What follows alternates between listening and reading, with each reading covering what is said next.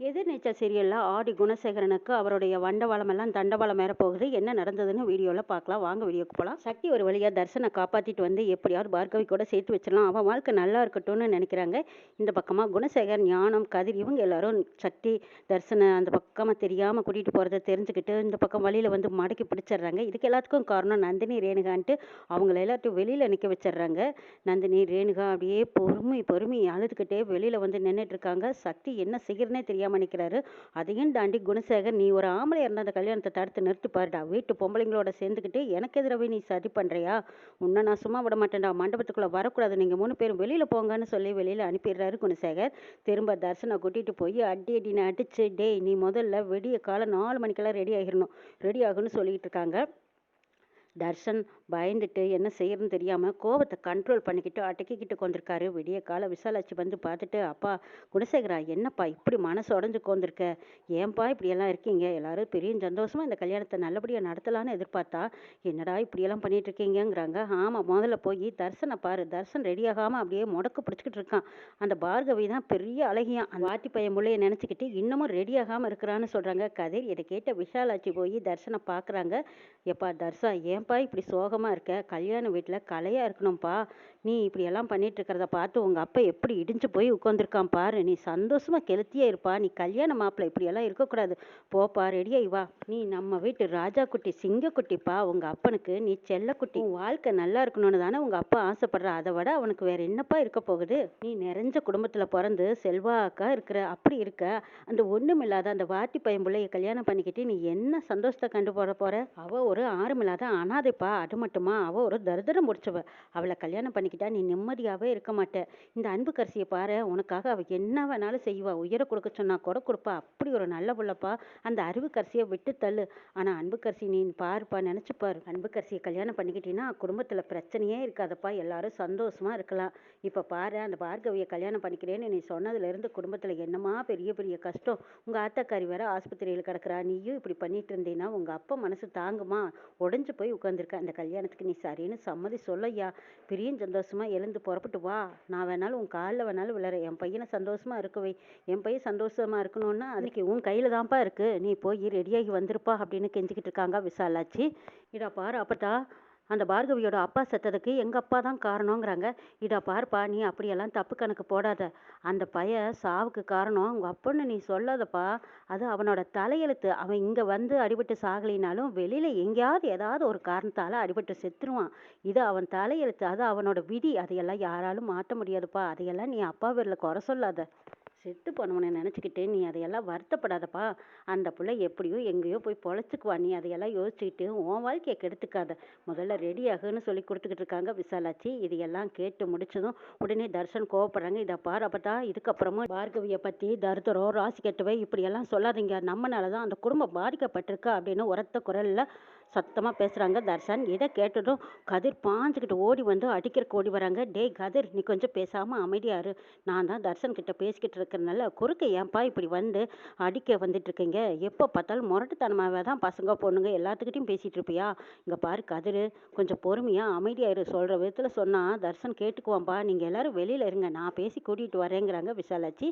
இதை கேட்ட கதிர், சரி வெளியில் போகலாம். டே கரிகாலா, எழுந்திரிச்சு வாடான்னு கூப்பிட்றாங்க. ஏப்பா நானுமா? நான் அமைதியாக தானே உட்காந்துருக்கேன். டே தர்ஷா, நானும் கிட்ட இருக்கட்டுமா போகட்டுமாங்கிறாங்க.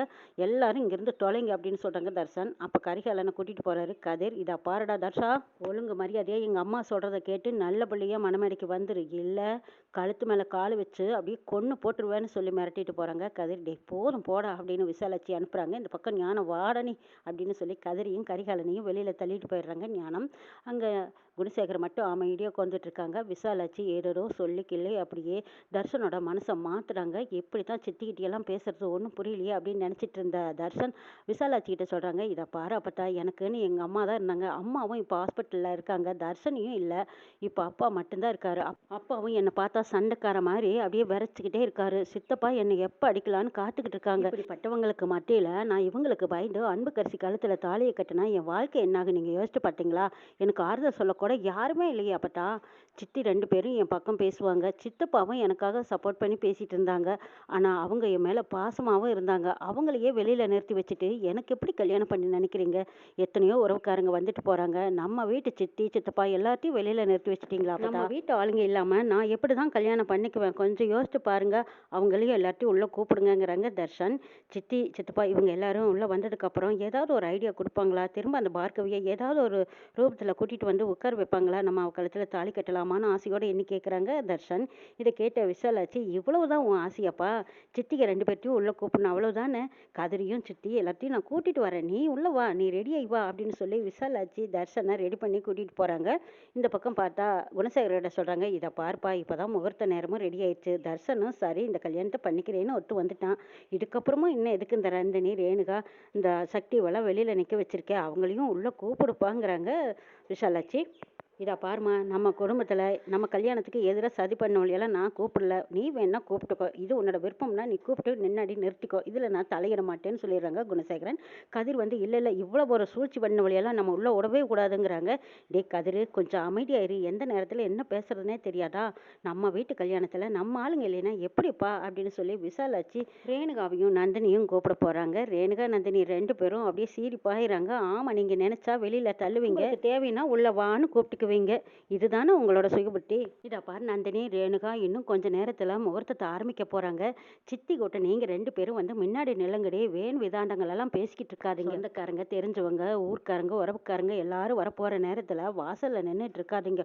முடக்கடி பண்ணிக்கிட்டு இருக்காதீங்கடி. உள்ள வாங்கன்னு கூப்பிடுறாங்க விசாலாட்சி.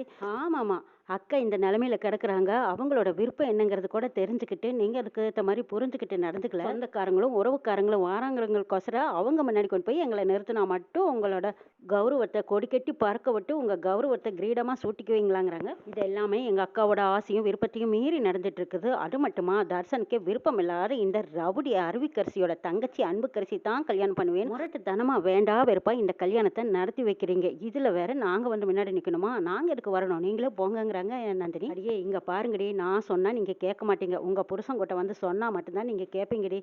நானும் ஏதோ சாது மாதா பேசி உள்ள கூட்டிட்டு போலான்னு பார்த்தேன். ஆனா நீங்க என்னடான்னா பிடிவாதமா பிடிச்சிட்டு நிக்கிறீங்க. சரி இங்கேயே நில்லுங்கடின்ட்டு" போறாங்க விசாலாட்சி. "ஆமா, நாங்க இங்கேயே நிப்பான்னு நினைச்சிட்டு இருக்கீங்களா? நாங்க எடுத்த முடிவுல இருந்து பின்வாங்க மாட்டோம். இப்ப பார்கவி வந்துருவா. பார்கவிக்கும் தர்சனுக்கும் தான் நாங்க கல்யாணத்தை பண்ணி வைக்க போறோம். அதுவும் நடக்கத்தான் போகுது பாருங்கன்னு சேலஞ்ச் விடுறாங்க நந்தினி. இதை பார்த்த விசாலாட்சி, "திருந்தவே மாட்டேங்கிறேன்ட்டு" போறாங்க. பார்க்கலாம் பார்க்கலாம் யார் ஜெயிக்க போறான்ட்டு இருக்காங்க நந்தினியும் ரேணுகாவும். இந்த பக்கம் பார்த்தா ஜனனிக்கு காலில் அடிபட்டிருக்கு. மூஞ்சில சின்ன சின்ன காயங்கள் ஏற்பட்டிருக்கு. இதையெல்லாம் தாண்டி ஜனனி எழுந்திரிச்சு உட்கார்றாங்க. பார்கவி, "ஐயோ, இவ்வளவு நேரம் ஆயிடுச்சே, டைம் ஆயிடுச்சு சார். சார் கரெக்டான நேரத்துக்கு நம்ம பார்கவியை மண்டபத்துக்கு கூட்டிட்டு போகணும் சார். இன்னும் கொஞ்சம் நேரம் தான் இருக்கு. என்ன சார் பண்ணலாங்கிறாங்க. "இங்க பாருங்க ஜனனி, நீங்க இந்த நிலைமையில எப்படி வருவீங்க? நீங்க இருங்க, நான் பார்த்துக்கிறேங்கிறாங்க ஜீவானந்தம். "இல்ல சார், நீங்களும் இவ்வளவு சிரமத்துல இருக்கும்போது பார்கவியை நீங்க எப்படி கூட்டிட்டு போவீங்க? நானே வரேன் பார்கவி, கிளம்புங்கிறாங்க. "அக்கா இந்த நிலைமையில நீங்க எப்படின்னு பார்கவி கேட்கும். "தைரியமா வா போலாம், பார்த்துக்கிறேன்ட்டு" போறாங்க